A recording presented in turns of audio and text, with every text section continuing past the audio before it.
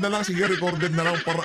Pero kahit na recorded, ramdam na ramdam pa rin ang ating mga kasama dyan, kasama dito sa PH Update, na talagang para sa kanila, ang video na gagawin natin na yan, yung countdown video natin. Heto mga kababayan, ang naging sagutan nitong si Ping Lacson at nitong si Amy Marcos. Ang sabi ko kasi nitong si Amy Marcos, ito babasahin mo muna natin. Ito kasi yung pinakaika nga. Dito nag-ugat kung bakit napundi siya galit itong si Ping Lacson dito kay Senator Amy Marcos. Nalilito na kami sa Senado. At ang balita, di na raw magpapahiring ang Blue Ribbon, kundi maglalabas na si Sen Lacson ng partial report. Baka may pinag-usapan sa majority caucus. Anak ng towa. Yan ang sinasabi mo natin mga kababayan. Diyan sa caucus na yan, maraming hocus-pocus. Kaya nga hocus-pocus. Yan. Marami hong hocus-pocus na nangyayari dyan. Marami hong silang napag-uusapan kung ano magiging takbo ng hearing, kung sino ang pagka napupunta na kay Martin Romualdez at dito kay Marcos Jr., medyo ililis na ng konti nitong si Ping Lacson at nitong si Soto ang usapan dyan sa Blue Ribbon. Ngayon ho mga kababayan, sumagot ho itong bataan nitong si Kim Bonjing. Mag-attend sana siya ng Blue Ribbon Committee hearing para hindi siya malito. Anak ko po, sagutan na ho itong mga kababayan.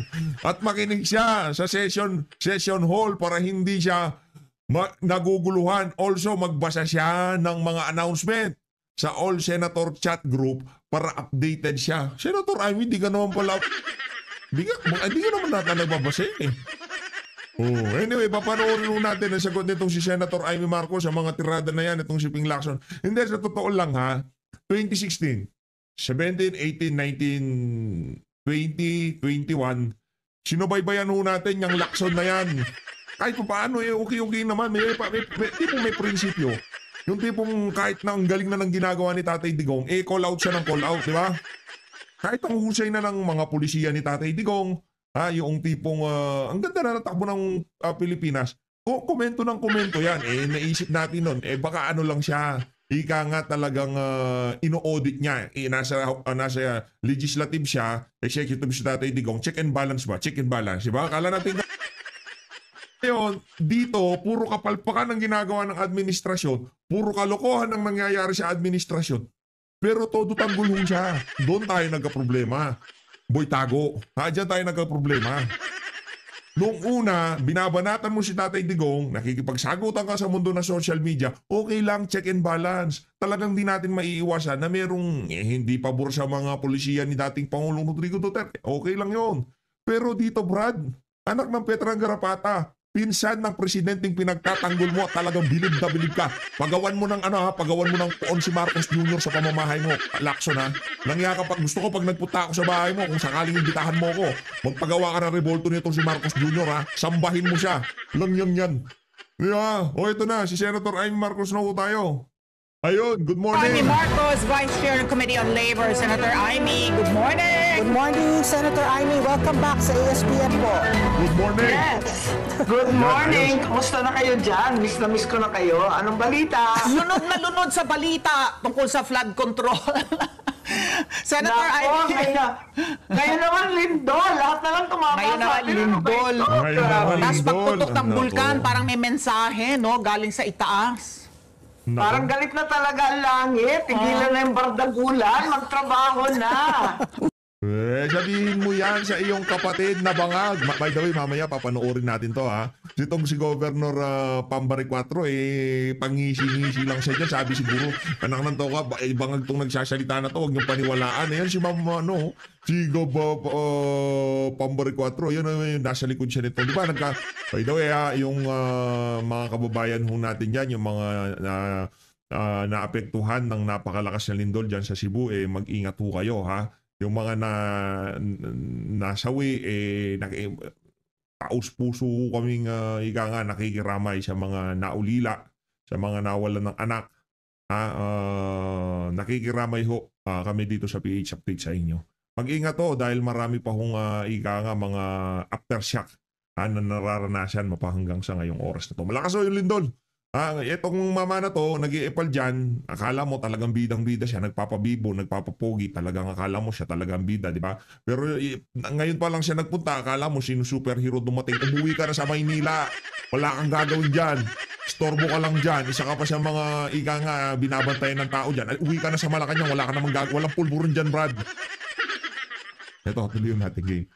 Bardagulan, eto na nga, makaraan nung iyong bonjing out, boji in, Bonjing na out, bilang bonjing reaksyon mo in. nga doon sa pagbitiw ni Martin Romualdez bilang Speaker of the House. Gusto ka naming hinga ng reaksyon dito kasi doon sa direktang pagkakadawit na dito kay Martin Romualdez ni Orly Gutesa, no? Doon sa hearing po sa Senado, at ngayon ipasasabina na rin ng Independent Commission on Infrastructure. Reaction po. Okay. Syempre, hindi ako nagulat dahil kailan ba yun? Yung may video kami ni VP Sara na Tambaloslos. Don't be afraid of Tambaloslos. Nako, May pa yata yun. Mga yun ba yun? Noong 2023, katagal-tagal na eh. Kasi alam naman natin, di nagtagal yung lab team ng unit team. Talagang isang taon pa lang eh, talagang umpugan na. Dahil nga kay Tambaloslos / Bonjing. Kaya ayun. Yun ng Kim Bonjing, the great leader, nakakaloka. Tapos, yun nga, si Bonji D, mabait kasi yon at mahusay. Sana kayanin niya, baka naman sobrang bait, hindi niya kayanin ang mga buhaya na naganap ngayon. Pero senador ka na nung 19th Congress, Senator Amy. Kung saan naganap nga itong grabe, ang bilyon na budget insertion at tinagurian nga na most corrupt budget yan. Ay, nag-privilege speech siya. Ibibida niya dyan yung kanyang walang kwentang privilege speech. Alam niya naman na kapatid niya at pinsan niya ang may problema dito sa issue ng budget, ha? Alam na niya na meron na nag-petition sa Korte Suprema, pero hanggang privilege speech lang talaga siya. Okay lang, ma'am, kung pinsan mo presidente. Well, hindi ka namin sisingilin ng ganito. Kaso kapatid mo presidente. Ikaw ang primary author ng isa sa mga primary author ng unit team na yan, tapos ngayon nagkakahendot-hendot, puro parinig lang ginagawa mo. Walang yakang mangga ka. Huwag niyo na akong iboto yan si Amy Marcos, ha. Nakachamba na naman to eh. Nadaan sa laylayan, di ba? Pang 12 siya eh, di ba? Sa susunod, sana huwag na manalo tong alin na to. Real talk, ayaw nating manalo yan si Marco. Sige, papilihan ko kayo mga kababayan. Ito, mabili siyang survey lang to. Jimmy Bondoc, Vic Rodriguez, sino pa ba yung natin? Pastor Kibuloy? Okay, sige, ganito na lang. Okay. Pastor Kibuloy o itong si Amy Marcos, i-comment nyo ho dyan sa baba. Ako kasi alam ko yung pipiliin ng ating mga kababayan dito all the way. Pastor Apollo Kibuloy. Imagine niyo mga kababayan, nasa Senado ngayon itong si Pastor Apollo Kibuloy at itong si Senator, itong si Attorney Vic Rodriguez. Talagang balagbagang blues yan mga kababayan. Kumbaga na lang talaga, nadaya lang, pero panalo ho yung mga kandidato natin na yan. Sa kasaysayan ng Pilipinas. What do you know?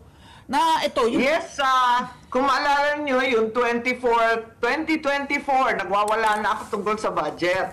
Pagkatapos ng 2025, nung December last year, hindi ako pumirma kasi parang, sabi ko, tigilan na ito, puro naman photo op lang kami sa BICAM. Tapos nagugulat na lang kung anong lalabas yan sa BICAM. Hindi tama ang proseso yan. Kaya hindi ako pumirma, hindi ako umattend ng BICAM. Sabi ko, kalokohan to. Pipicture lang kami, pipirma kami. Tapos, papaltan ninyo lahat. Sangkatutak na, tawag? Depende kung sino. Insertion or institutional amendment. Basta todo cambio. Makainis nga eh. So, Senator Amy, sa mga pagdinig po ng Senate Blue Ribbon Committee, tsaka yung, maski na iilan lang, yung nangyari po sa House of Congress, I'm just going to ask your opinion. Yung mga nabanggit na mga pangalan, were those the names that you were expecting? Were there revelations there? Or are there names that you're expecting pa? Your personal assessment po sa mga pangalan po na ngayon ay naisiwalat na. Ang dami pa dapat na pangalan kasi talaga nagkakagulatan. Hindi lang naman nagtatapos kay Saldico yan, sa katutak pa ang damay-damay dyan. Hindi ko maintindihan ngayon, nagkakaturoan, biglang yung mga senador na. Kaya nakakagulat. Ang dapat talaga dito, talagang buwagin ang buong sistema. Ang ating mga congressman, kung sino ba dyan, ang mga bumibira ng budget, alam naman natin yan, yung mga senador, kung dawit ba talaga. Pero itong nangyayari na nagkakaturoan, taguan, tapos ramdam na ramdam namin hanggang sa aldi ko lang Parang pinagpapawalan na aakyat pa sa dapat akyatin. Yun nga ang problema. Hindi ko maintindihan yung Blue Ribbon ngayon kung tutuloy pa. Dahil yung balita, itutuloy, papatawag daw si Martin saka si Saldi. Na parehong palagay ko, wala na dito sa ating bansa. Pero, malaking balita ho yan, ha? Wala na daw sa ating bansa. Palagay nitong si Mangga, wala na sa ating bansa itong si Martin Romualdez. Romualdez pa, sorry. Kala ko Romualdez Martin Romualdez pa. Yun. ang balita naman kagabi, mag-i-issue na lamang ng partial report ng committee pagkat hindi na daw mag-hearing ang Blue Ribbon. Hilo na nga kami. Hilo na po kami kahit kay Senator Ping Lacson dahil sabi niya, kasalanan daw ng mga senador. Naku po, ano ba ito? Turuan na ng turuan. Samantalang lahat daw insertion. Trabaho naman namin yun. Pag pinasok ng presidente yung budget, isa-isahin namin yun. Siyempre, may mga amendment dyan, papaltan. Maraming request yung mga department, laging kulang. Ang mga LGU, maraming humihingi ng tulong. Di siyempre, hanggat kaya, papaltan o kaya pakikiusapan. Ganon talaga yun. Pero hindi lahat insertion yun. Ang sama ng dating. Okay. So, you're not... Ay, naku, tingnan mo yung picture. Absent ako. Ayaw ko talaga pumunta Pikon na ako. Nagdiskurso pa nga. Nag-privilege speech ako Tamad na tamad ako mag-privilege speech. Napilitan akong tumayo. So, hindi po kayo nagulat po sa mga binanggit po ng mga pangalan. Kasi sa mga Senado po, nabanggit na po yung pangalan ni former Senator Bong Revilla, si Senator Jinggoy, si former Senator Nancy Binay. Tapos sa Kongreso nga, umabot na po sa pangalan po ni Martin Romualdez. Pero si Zaldi pa lang at saka si Martin. You don't expect more names po, lalo na in Congress or sa Senado, na mailalabas? Sana talagang ilabas lahat dahil alam naman natin yung mga big shot dyan sa Congress, yung mga deputy speaker, marami sa kanila talagang contractor. Hindi naman contractor ang... Sino yan? Contractor, yang si Zaldico. Yang pamilya nitong pangalan ito, si Dong Gonzales, di ba? Umamin yung anak niya mga contractor daw. Contractor naman talaga pamilya nan Di ba? Sino pa? Si Rog Gutierrez. Bakit puro senador ang binibira nila? Ang dami mga pangalan. Talagang kilalang mga kontraktor dyan sa House of Representatives. Ito talaga si Lacson, pangalanan mo yung 60 congressman na sinasabi mong mga kontraktor. Tapos ang usapan. Ang ating mga senador, sina Bong Revilla, chairman kasi siya ng infrastructure ng public works, sina Jinggoy, nasa defense naman yan, at sa kung saan-saan. Abay, hindi ko sila pinagtatanggol. Kaya lang, bakit parang pinipili lang yung mga tinuturo, samantalang yung malalaki na kontratista talaga, na in your face, na direkta, bakit hindi sila yung unahin? Alam naman natin dyan sa Kongreso, ang dami-daming big time na contractor talaga. Yung sinasabi po na iimbestigahan rin ng DOJ kasi yung kapwa niyo senador ngayon, si Senator Mark Villar na dating DPWH Secretary. Tinatanong nga natin, yung may ambag din siya bilang, bilang secretary ng former secretary ng DPWH. Pero ngayon sinasabi nga meron daw natanggap na ulat na konektado umano ito sa isang contractor din. So ito, yung mga Villar naman ang gusto. Bigla akong napaisip doon sa sinabi ni Amy Marcos na baka wala na sa Pilipinas itong si Martin Romualdez. Kung sakali ho kayang magtago itong si Martin Romualdez, kanino ho kaya siya magpapaturo ng mga strategy, yung style para hindi siya mahuli? Kanino ho kaya? I-comment nyo sa baba yung pangalan ng individual na talagang eksperto sa pagtatago. Diba siguro, tinatawag niya itong si batali ka dito, may tatanong ako sa'yo, taka dito, lang yaka. Upo ka dyan. Magtatago na ako. Anong pinakamagandang gawin? Gagawin kitang hidden consultant. Kung meron security consultant itong si Elizalde ko, meron namang hidden consultant. Gustong isalang. So, Alam natin na talagang yung mga bilyar, mga big-time developer talaga yan. Di mapagkakaila. Kaya nila mag-construct. Gumagawa nga sila ng kalsada sa sariling gastos nila. Pero hindi ko alam, syempre, DPWH secretary rin siya. Ang gulo-gulo na, masalimuot na talaga masyado yung kwento ngayon. Ang akin lamang, sana, yung investigasyon maging patas. Nakakagulat naman kasi, bakit yung mga senador at yung ilang mga tinutukay, katulad ni Saldi ko, wala pang 2 oras may summons na mula sa DOJ. Ano ba yun?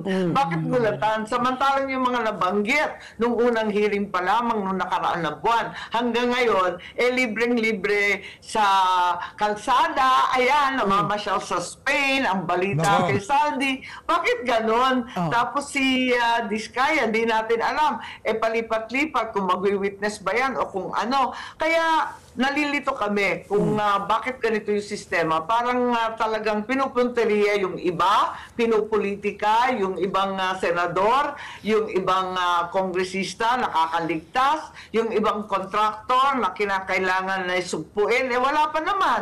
Parang ang labo Parang ginamit sa politika. Oo, pero hindi mo magkakaila rin po, Senator Amy, no, na talagang systemic nga, tinawag na nga, no, talagang systemic na po ang corruption po dito sa ating bansa. Nag-umpisa daw sa 10% at lumaki na nga hanggang 30% po. Ang Senado po, no, in aid of legislation, you po as a senator also, listening to all these hearings also, what proposals, aside from being it live streamed and transparent, how else can we curb corruption or manage at least, no, yung mga commission po dito, and eliminating legislators as being contractors and doing all these insertions also? O tama yun. Unang-una, dapat i-prosecute na yung mga halatang-halata naman, yung mga Bryce Hernandez, ayan, yung mga Diskaya, kitang-kita naman ang ebidensya. Pwede ba? Tigilan na yung investigasyon, papalit-palit na lang yung testimonya, ikulong na yan, na. Pwede lang i-prosecute, obvious ba? Nakatingala na yung ebidensya sa atin, talagang kitang-kita na. Hulihin na yan, now na. At yun ang klaro, no? Prosecute. Tapos yung iba, file charges na, mag-case build-up na, dalian na. Ang tagal-tagal, parang ang dami-daming nag-iimbestiga. Kasi may Blue Ribbon, kasi may Congress na hindi naman tutuloy. Tapos may ICI, magulo masyado. Tapos meron ring ombudsman. Naku, mag-prosecute na dalian na natin. Ikalawa, yung mga investigasyon sa Senado in aid of legislation, hindi na in aid of election, tapos na yung election, please lang. So, dapat, kinakailangan yung pre-procurement, every stage, kailangan talaga, kasi hindi lang sa hulihan, sa bidding, sa audit. Dapat sa umpisa pa lang, sa selection pa lamang ng project, palpak na Kasi linalagay nila lump sum. Ayaw nga nilang pag-usapan yung unprogrammed. Yung unprogrammed, pinakamalaki yon. At nasa 800 billion, isipin ninyo, yung unprogrammed, dapat binibigyan lang ng pera yan kapag may savings ang gobyerno na halos hindi nangyayari. Nung panahon ni Presidente Duterte, ang baba niya nasa 120 billion lang yan. Tapos nung nagka-COVID, naging 200 billion. Abay, isipin mo, nung 2023, ayan na, pinakialaman na ng mga buhaya. Naging 800 million. Tapos na ang COVID noon. Isipin mo, bakit 800 million? Walang lista ng project, walang pumipili at nagsasabi kung okay yung project. 800 billion, Kitty. As of 2023, 700. 2024, bilyon-bilyon na sinasayang. Doon sila kumukuha, doon yung sinasabi ni Diskaya na malakihan at halos 52% ang nakakaltas. Speaking of the Diskayas, dyan daw sa Ilocos Norte, in fact, si Manong Chavit Singson, bistigahan daw yung mga flood control projects sa Ilocos Norte. 39 flood control projects awarded to the Diskayas.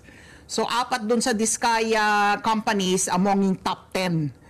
So from 2022 to 2025, 10 bilyong piso worth of flood control projects.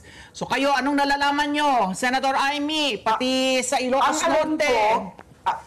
Oo, ang alam ko talagang dun sa ibang lugar, ginamit talaga kasi ang business model ng Diskaya kakaiba. Hindi naman sila construction na talaga, kundi pinapahiram yung kanilang permit. Ang lisensya nila, meron silang 9 na kumpanya. Yung 9 na kumpanya na yan, puro AAA or quadruple A listed na mga contractor.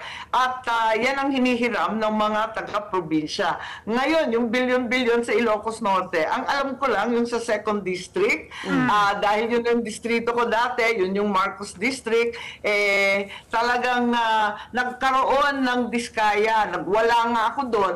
Yung pala, pinarking. Ito na yung mga mahiwagang pinarking. Hindi namin kaalam-alam itong mga flood control project. Biglang linagay doon yung pera at iba na yung contractor na hindi naman taga-amin, kundi hiniram daw sa Diskaya. Doon naman sa 1st District, hindi ko alam kung ano ang nangyayari dahil si Congressman Sandro ang namamahala doon at ang kausap niya lagi si Bonjing, alam mo naman, ayaw pagsumbong sa akin at talagang linilihim niya. Yun ayaw magsumbong sa akin, yung tipong ganon. Madam, yung pamangkin mong bano, tigilan mo na yung kakapromuta, tigilan mo na. Wala na, kung ikaw mananalo ka pa, tapos na termino mo. Wala na, tapos na yung ano mo. Tapos ka na rin sa politika. Ngayon niya si Sandro, hindi naman nanalo yan, okay? Wag mo nang ika nga papugiin, pabanguhin sa mundo ng social media sa ating mga kababayan. Wag mo nang pabanguhin yung iyong pamangkin na bangag din, di ba? Wag mo nang gawin yan, Senator Amy. Nila ang mga pangyayari doon. Oo. Senator Amy, nabalita rin. Ang gulo nga kasi, ang gulo nga kasi biglang darating yung pera, ang tawag parking. Yeah. Pag tinimbre sa'yo, pag hindi tinimbre sa'yo, may tawag po yung mga Sagasa! Ano ba yun? Oo. So, Senator Amy, may balita rin po, nagkaroon po ng contribution mga kontratista sa pagtakbo ng inyong kapatid, ngayon po ay presidente, at kay Sara Duterte. What are your thoughts po on this? Are you aware ng mga ganitong contribution po mula sa mga contractor po na nagbibigay sa ating mga mambabatas?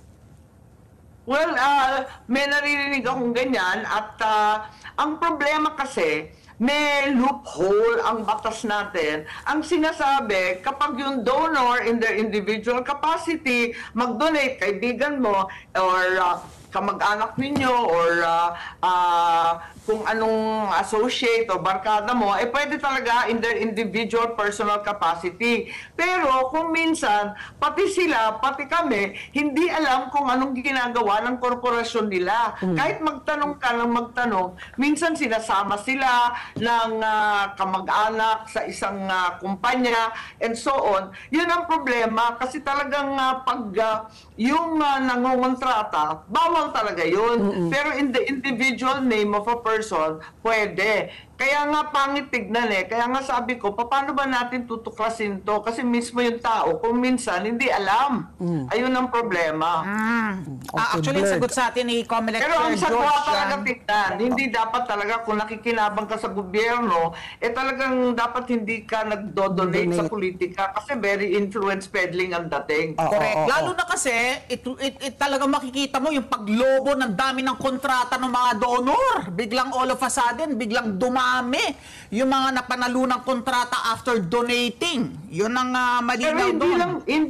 Hindi lang kontrata yan, Yung iba naman na-appoint, di ba? Napapansin ninyo, yung malalaking donor, biglang na-appoint, yung juiciest position sa gobyerno, babagsak sa kanila pagkatapos ng eleksyon. Hindi magandang sistema to. Talagang masagwa kahit sabihin pa nilang may loophole. Okay, Senator Amy, pag-usapan natin yung Senate Resolution 144, no? Na ipinasa po ng Senado kahapon sa botong 15-3-2. So, marami 15 ang bumoto pabor dito sa Senate Resolution. Kulang pa nga yun Kulang pa nga yung 15-2. Dapat yun naging 19. O kasi dahil wala si Cheese, wala si Pia, wala si Camille ng anak. Pagkatapos si Raffy Tulfo, akala walang medical report. Ayun, dapat naging 19 pa yun eh. Dapat 19 pa pala yan. So ano ang impact nito? Ito, para lang dun sa mga late dumating, ano yan, resolution po ng Senado urging the ICC na payagan na isailalim sa house arrest itong si Pangulong Duterte. After nga yung binabanggit ni Senator Amy na he is going to be, parang, di ba, parang may medical report na deteriorating nga yung kanyang kondisyon in detention. So itong tanong ko, ano yung impact niyang Senate resolution na yan, considering nga na nag-cross ng party lines, di ba? Yung majority bumoto in favor. Number one, di ba? Number two, ang ano kasi ang paninindigan, walang jurisdiction ang ICC. Ngayon, humihiling sa ICC. So parang effectively, hindi ba yan, you are already acknowledging na may jurisdiction ng ICC in passing this Senate resolution? Senator Amy? Wala naman sinasabi tungkol sa jurisdiction, wala rin sinasabi na sila ang susundan. Pero ang amin lamang, kahit moral or humanitarian lamang ang impact, kasi talaga naman walang legally binding dyan sa resolution. Sense of the Senate lang naman. Ang pakiramdam lang namin, ang pakiwari namin, na karapat-dapat iuwi na lamang siya at i-house arrest. Dahil sana pakinggan kami ng ICC at pakinggan din, huwag kalimutan ang administrasyon. Dahil ang gobyerno ang sumuko kay Presidente Duterte, sila ang nagdala sa dahil baka naman mapakiusapan sa ICC on purely humanitarian grounds. Dahil nangyari na ito, yung ibang nadakip, ang nangyari, talagang pinauwi na lamang pagkat may sakit. Tapos yung isa naman, namatay na lang sa kulungan at may duda pa na baka linason o sinaktan. Kaya mas mahirap yung nagkakasakit sa loob. Mas mainam, dito na lamang siya at kilala naman natin si Presidente Duterte. Unang-una, ang sinasabi, balat buto na lamang, ang payat-payat na raw. Dahil hindi nga makakain, hindi niya kaya yung pagkain ng Dutch. Iba yun hindi naman inuunan at saka hindi naman munggo at danggit yun, hindi niya kaya kainin. Payat-payat na daw Tapos alam naman natin, bago pa napunta sa higyan, talagang hirap na rin lumakad. Ang balita, nabagok daw ilang beses, nadulas. Tapos nagiging may konting dementia na rin daw kasi hindi na raw naaalala yung ibang tao, tapos nakakalimutan na yung ibang events na tinatanong sa kanya yung mga datos. Paano magta-trial yan kung hindi niya alam yung mga bagay-bagay? Pauwi na lamang yan. Mahirap talaga yung ganyan. At hindi naman natin ugaling Pilipino na pahirapan ang matatandang may sakit. So, Senator Amy, best case scenario, no, pumayag ang ICC na makabalik po sa atin dito sa ating bansa si former President Duterte. Worst case scenario, kasi di ba nag-aapila si Attorney Kaufman, nabigyan nga siya ng interim release, no? Pero kailangan, parang may historically, parang may dalawang bansa pa lang, Argentina at Belgium ang pumapayag. Pero I think there's a third country, I heard the Netherlands is also open to accepting the President. Are you okay naman if ever na ma-house arrest po ang ating Pangulo pero sa ibang bansa kung sakali man po, kasi hindi na po rin tayo miyembro di ba ng ICC? Yes, syempre iniisip rin natin yung mga requirements ng ICC at hindi pumayag yung Holland. Kaya problema rin yun. So naghahanap ng ibang bansa kung sakasakali hindi pwede sa Pilipinas. Pero syempre mas mainam dito sa atin para nakikita pa rin niya yung kamag-anak niya, meron siyang kausap. Higit sa lahat, meron siyang kakainin na type niya at yung mga doktor niyang nakasanayan. Kasi hindi tayo sigurado yung mga doktor dyan sa loob kung tama at sapat yung mga binibigay sa kanyang mga gamot. Dahil sabi nga nila, ang payat daw sobra. Ang sabi ng bata, yung anak ni VP, nung nagkita sila, natakot daw siya, ang payat-payat daw ng lolo niya. Nako, okay po. Yung yung At maganda naman ang nangyari kasi kagabi, pinaliwanag naman ng lahat ng mga senador, wala naman itong kinalaman sa pagpapalaya o makakaligtas si Presidente Duterte. Kasi hahatulan at hahatulan pa rin. May paglilitis pa rin. At sisiguraduhin na makakabalik siya o kahit by Zoom o kung paano, depende na lang sa medical condition. Oo. Ito ay ito yung diretso urging the ICC, 'di ba, to grant house arrest na lamang. Pero ito, how is the current That's right, administration to be ma-involve itong administrasyon na ito to support the Senate resolution, no? Yung mismong executive department to support the Senate resolution dahil din kasi kung hihikayatin mo naman yung ehekutibo na suportahan yung Senate resolution, for them, it's parang risk management din, hindi ba? Na, if you anticipate, for example, yung scenario na he dies in detention, alam mo yon na yung impact nun dun sa current administration, if they will look forward, no, anticipating na anong mangyayari if he dies in detention sa The Hague? Ano yung dating nun sa mga taga-suporta niya dito na iuwi mo siya na bangkay na, hindi ba? Ano yung rason para mahikayat naman yung executive department to support the Senate resolution? Kasi mas mahirap yon, hindi ba gulong-gulo ang aabutin natin kapag may nangyari sa kanya in detention. Mas malala ang gulo niyan. Kaya pauwi na lamang at diretsyo naming sinulat sa ICC pagkat nasa kustodiya siya ng ICC. So dapat yung ICC talaga ang kausapin at sana yung Philippine government, since sila rin naman ang sumuko sa ICC, abay, kausapin na rin nila na hindi naman maaring ganito. Pagkat Pilipino pa rin yan, at yun nga tao pa rin, wala ba tayong puso? Sabi nga, kung magagalit yung mga sinasabing pamilya ng biktima ng drug war, alamin na lang natin, kung mali ang nangyari, wag naman natin sabayan ng isa pang mali. At talagang bigyan na lang natin ng house arrest si Presidente Duterte. Kasi hindi na niya kaya talaga doon sa loob. Ang lamig-lamig na, nag-uumpisa na naman ang ginaw, hindi naman niya kaya yun. Yung condition niya hindi rin mabuti. Nagde-deteriorate very fast daw, pati yung isipan at yung dementia ay talagang umiiral na rin. Okay po. Sige po. Senator Amy, we're out of time, pero sana sa Ayun na nga mga kababayan, yun ang naging interview nitong si Senator Ay Marcos niya sa ASPN. Ngayon naman, lipat ho tayo dito sa kapatid niyang bangag na nandyan naman sa Cebu. Ito si tingnan, huwag yung tingnan itong bangag na to. Yan, huwag yung tingnan yan. Bangag yan eh. Wala naman sa tamang kapraningan yan, ika nga. Pag uwi sa Malacanang, kung palang magiging tamang kaisipan ng mama na yun. Depende lang kung may dala siyang pulburon. Kung may dala siyang pulburon, siguro yun, medyo nasa tamang katinuan niya. Pero ngayon, walang matinong sasabihin yan. Tingnan nyo na lang yung facial expression nitong si Ma'am Pambari 4. Okay? Good afternoon, everyone. Andito ngayon tayo sa Sultan Buko.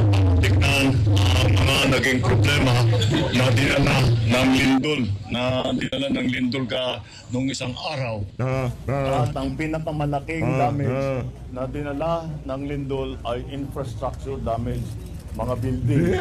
susunod pagbigyan mo pa yung Hindi infrastructure damage. O naman, huwag mo na sabihin yung mga alam namin. Huwag mo sabihin yung obvious na kasi ang dating parang tanga yung mga kausap mo di ba? Huwag mo i-point out yung ang naging sa infrastructure natural, lindol yan. Maguguho yung mga bahay-bahay, yung mga eskwelahan, hospital, di ba? Obvious naman yun Pambihira Dahil sa talaga. hospital, so ito, tingnan ninyo itong City Hall. Ganyan talagang naging effect. Kaya nahirapan kami ng kaunti dahil wala kaming pagpupuntahan, wala kaming paglalagyan ng mga na-displaced na pamilya dahil hindi tayo nakakasiguro sa mga evacuation center. Kaya ang pinag-usapan namin, ang desisyon namin, ang gagawin natin, kukuha tayo ng mga tent na malalaki at itatayo natin, kagaya ng sinabi ko sa ating mga LGU executives, Ito yung mga tent ng Red Cross na ginamit nung COVID. At ito ay mabilis itayo at kahit umulan, hindi problema. Kaya yun ang dadalhin namin dito sa ngayon. And we will then, doon sa kung saan nilalagay yung gagawa ng tent city, kung tawagin, ay lalagyan din natin ng siyempre lahat ng facilities. Titiyakin natin na may food supply, may water supply, may kuryente kung kailangan mag-genset, kung anuman ang pangangailangan ng tao, ay titiyakin natin na meron. But yung we can announce, yung number one, yung kuryente, I am assured by the Department of Energy Secretary Sharon, that we are Bogo will have electricity complete for the entire city by the end of today. Bukod pa doon, yung dinaanan naming ospital na nasa labas pa lahat ng pasyente, ang DPWH nakapagpadala na ng mga engineer, tinignan yung ospital at ngayon clear na nila, safe na yung ospital, pwedeng ibalik sa loob ang mga pasyente na. Ang ospital dito hindi naman nawalan ng kuryente dahil may genset at kaagad prioritize ng Department of Energy na magka-connection kaagad. So that's those are the tapos magre-release kami ng konting tulong both from the Office of the President, yung aking the amounts that I enumerated earlier, both from the Office of the President and in the form of LGSF or Local Government Support Fund, in the amounts of 150 million for the province, 75 million for the other towns, and maybe smaller amounts for those depending on the need. And I assured all of our local executives that this is not, hindi ito minsanan lang. Pag-alis, baka naman isipin nila na pag-alis namin dito, tapos na lahat. Hindi. We will continue to monitor, we will continue to coordinate with the leaders, the local leadership, to make sure that maganda ang takbo ng ating rehabilitation and all the support na binibigay natin. Good afternoon everyone.